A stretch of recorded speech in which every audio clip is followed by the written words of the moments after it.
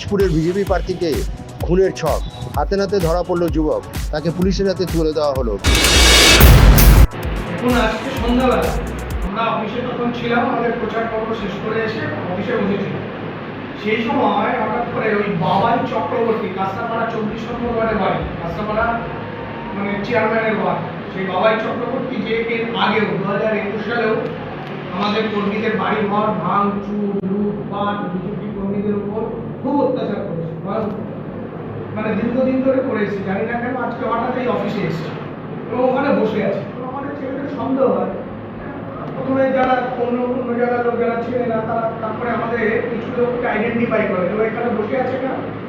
এই কথা বলতে বলতে সে হঠাৎ দৌড়ে এই ঘরে ঢুকে আসে গালাগালি দিতে, এবং তার হাতে একটা অস্ত্র, ওই এরকম হাতে পরে ঘুষি টুসি মারা কি বলে ওটাকে জানি না, সেটা পাওয়া যায় ওর পকেটে। আমরা আশঙ্কিত যে একেবারে একে তৃণমূল কংগ্রেসের মদতে তৃণমূল কংগ্রেস তাকে পাঠিয়েছে আমাদের এই অফিসে সরাসরি আক্রমণ করার জন্য।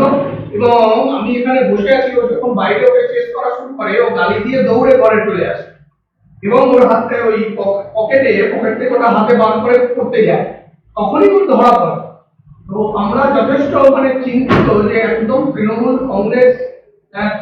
কংগ্রেস ইয়ে করছে যে আমাদের উপরে অফিসের উপর আক্রমণ করার চেষ্টা হচ্ছে। যখন তৃণমূল কংগ্রেস বুঝতে পারছে যে তাদের থেকে মানুষের সমর্থন সরে যাচ্ছে, মানুষ তাদের পাশে নেই, তখন তারা এইভাবে আক্রমণ করে আমাদের মানে সরাসরি হামলা করতে চাইছে। আমরা আজকে নির্বাচন কমিশনকে জানাবো এবং থানা পুলিশের কাছেও এটা কমিশনারের কাছে মেল করবো এবং হোম মিনিস্ট্রিতে মেল করবো এবং থানাতেও আমরা পাঠাচ্ছি যে এই অফিসে নিরাপত্তা আমরা মনে করছি যে কোনো মুহূর্তে এই অফিসের উপর আক্রমণ হতে পারে, কারণ তৃণমূল কংগ্রেস মরিয়া হয়ে উঠেছে।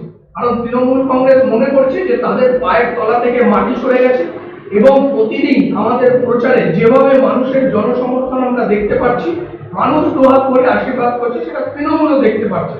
ফলে স্বাভাবিকভাবে তৃণমূল লোক দেখছেন যে এখন ভীত, সন্ত্রস্ত এবং আক্রমণ ছাড়া তাদের কাছে আর কোনো পথ নেই।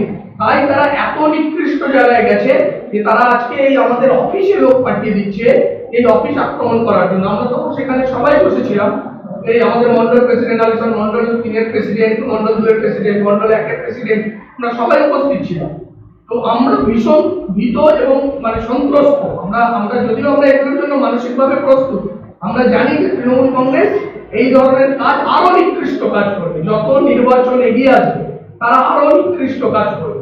এমনিতেই তারা ওয়ার্ডে ওয়ার্ডে বোমা মজুত করা, বন্দুক মজুত করা শুরু করেছে। কালকেও আপনারা দেখেছেন যে 1 নম্বর ওয়ার্ড থেকে বোমা ধরা হয়েছে। তৃণমূল কংগ্রেস যে কোনো মূল্যে এই ভোটটাকে নষ্ট করতে চাইছে, যে এই ভোট যাতে মানুষ ভোট দিতে না পারে এই ব্যবস্থা করতে চাইছে এবং মানুষকে যাতে ভোট দিতে না বেরোয়। তো আমরা আপনাদের মাধ্যমে সমস্ত মানুষকে জানাচ্ছি যে আমরা কিন্তু কোনো অবস্থাতে, ওরা যত এই ধরনের চেষ্টা করুক, এবার মানুষ, প্রতিটা মানুষ তার ভোটাধিকার প্রয়োগ করবে, সেই ব্যবস্থা আমরা করবো। কারা এসেছিল, কজন এসেছিল? এসেছিল হচ্ছে বাবাই চক্রবর্তী বলে 24 নম্বর ওয়ার্ডের একটি ছেলে। কিন্তু আমরা খবর পাচ্ছি, আরো খবর নেওয়ার চেষ্টা করছি, একটু আগেরই ঘটনা, তাকে 4 জন আরো এখানে ছেড়ে দিয়ে যায়। তারপরে সে এখান থেকে বাবাই চক্রবর্তী এখানে আসে এবং তারা কারা ছিল, ছেলেদের একটা লাল জামা পরা ছেলে ছিল এবং তারা কারা ছিল আমরা সেটা পুলিশকেও জানিয়েছি। এখানে অনেক সিসিটিভি আছে, পুলিশ দেখতে পারবে যে সেই ছেলেটি এসে এখানে ঢুকলো এবং এই ধরনের নিকৃষ্ট কাজ তৃণমূল কংগ্রেস এখন নেমেছে, এত নিচে তৃণমূল কংগ্রেস নেমেছে। কি করেছে এসে প্রথমে বাইরে বসেছিল, তখন আমাদের দেখে সন্দেহ হয় আমাদের কিছু ছেলেদের, কারণ এই ছেলেটি 2021 সালে আমাদের মানে ভোটের পরে ব্যাপকভাবে আমাদের বিজেপি কর্মীদের বাড়ি ভাঙচুর করে, বাড়ি লুটপাট করে। আজকে তাকে বসে দেখে সন্দেহ হয়। তাকে যখনই চেস করতে যায় যে তুমি এখানে কি করছো, একজন আমাদের কর্মী যখন বলতে যায়, তখন সে তাকে ধাক্কা দিয়ে গালাগালি দিয়ে দৌড়ে ঘরে আসতে যায় এবং পকেট থেকে একটা ওই হাতে পরা লোহার একটা জিনিস, যেটা দিয়ে কি বলে ওটা আমি জানি না, ওটা বার করে ঘরে আসতে যায়। তখন আমাদের এখানে ছেলে একটি গেটে দাঁড়িয়ে ছিল, সে তাকে জড়িয়ে ধরে। তারপর তো আমরা তাকে ওটা হাত থেকে কেড়ে নিই এবং তাকে সকলে মিলে জড়িয়ে ধরে থানায় খবর।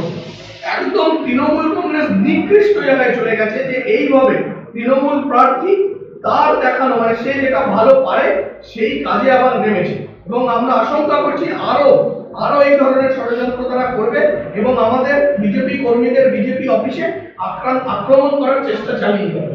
পুলিশের কি এখানে টয়লেট থাকে না?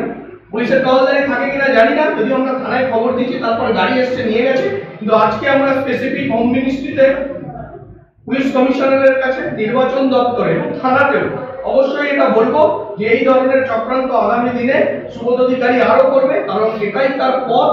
সে এই কাজটাই ভালো জানে, ভয় দেখানো, সেই কাজ করবে। আমরা নির্বাচন কমিশনকে এবং হোম মিনিস্ট্রিতে, পুলিশ কমিশনারকে এবং থানাকে প্রত্যেককে মেল করব, চিঠি করব, তারা যেন প্রয়োজনীয় ব্যবস্থা নেয়। পুলিশের হাতে তুলে দেওয়া গেছে। হ্যাঁ, পুলিশের হাতে তুলে দিচ্ছি। যদি আগামী দিন যদি আবার ঘটনা ঘটে তার জন্য কিভাবে প্রস্তুত রয়েছে? দেখুন, প্রস্তুত বলতে সাধারণ মানুষ তো আর লাঠি নিয়ে প্রস্তুত হয় না, কিন্তু আমরা সেটা প্রশাসনকে জানিয়েছি, নির্বাচন কমিশনকে জানিয়েছি। আর যেদিকে পরিস্থিতি গড়াচ্ছে, যেদিকে পরিস্থিতি যাচ্ছে, তৃণমূল যত নিচু জায়গায় না যাচ্ছে, আমাদের প্রয়োজনে মানে না ইচ্ছা থাকলেও এরপরে লাঠি ধরে আমাদের হাতে লাঠি রাখতে হবে, তাহলে তৃণমূল কংগ্রেসের হাত থেকে গণতান্ত্রিকভাবে বাঁচার কোনো রাস্তা নেই হাতে লাঠি ধরা ছাড়া। আপনার কি মনে হচ্ছে টিএমসি মানে ভয় পেয়ে যাচ্ছে এবার রাজ্যে ওদের ইলেকশন হেরে যাবে? তৃণমূল আসলে বুঝতে পারছে, হ্যাঁ, নির্বাচন হেরে যাচ্ছে, কারণ তারা যে কোনো যখন আমরা ওয়ার্ডে যাচ্ছি, মানুষের ব্যাপক জনসমর্থন দেখছি, সেটা তৃণমূলও দেখছে বা খবর পাচ্ছে, ফলে তারা বুঝছে যে মানুষ ওদের থেকে সরে গেছে। তাহলে এখন কি করা যায়? এখন যে কোনো মূল্যে বিজেপি কর্মীদের মনোভাব ভেঙে দাও, তাদের মারো, ধরো, পেটো, যা করো করো, কিন্তু তাদের মনোবল ভেঙে দাও, যাতে তারা প্রচারে না বেরোয়, ভোটে পার্টিসিপেট না করে। আর তৃণমূল প্রার্থী এই কাজটাতে ওস্তাদ, কারণ তার ব্যাকগ্রাউন্ড এটা, সে এতদিন ধরে এটা করে এসেছে এবং সেই পথই সে নিচ্ছে।